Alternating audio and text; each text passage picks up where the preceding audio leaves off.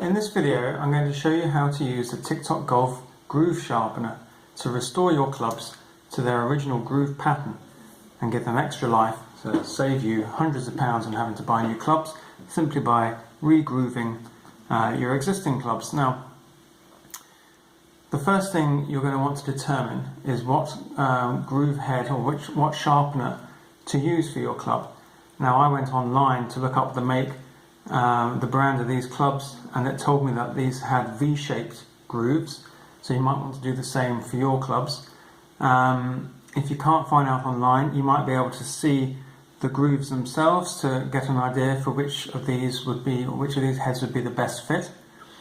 If you're still unsure, then I would suggest that they are probably V-groove clubs. They're certainly the most common. And if you have V-groove clubs, then the groove head or the sharpener head to use would be one of these two, would be your best bet. But you can also just try them for size in there and see which ones fit the best. You can see I've used this a few times before, and so that's showing a few signs of wear. So that's the one that's most the best fit for my club. Okay, so in preparation, I've washed the club with just soapy water and a wee brush just to get rid of some of the surface dirt, and I'm going to protect the edges of my club with just a little bit of electrical tape, so that if I slip when sharpening, I won't scratch the club unduly. And then I'm going to apply a little bit of lubricant. I'm using WD-40, but you can use whatever you have to hand. If you've got a bike shed or something, a bit of bike oil will do the job, but I'm going to use a bit of WD-40, it's perfect. And with the head that I've determined is the most appropriate for the club, I'm going to start firmly but not too firmly, just running the sharpener along that groove. I'm going to give it maybe 3 or 4 goes on that before I start to increase the pressure. And actually you can already see that this bottom groove is a little more silvery than it was. I'm going to press down a little bit harder and you can start to see some more gunk coming out, or just the groove itself just being filed a little sharper. And I can go up and down if I wish. I tend to just go in one direction, and you can just see now how we're just shaving off a little bit of the collapsed groove profile. If I give that a wipe here, you can see that.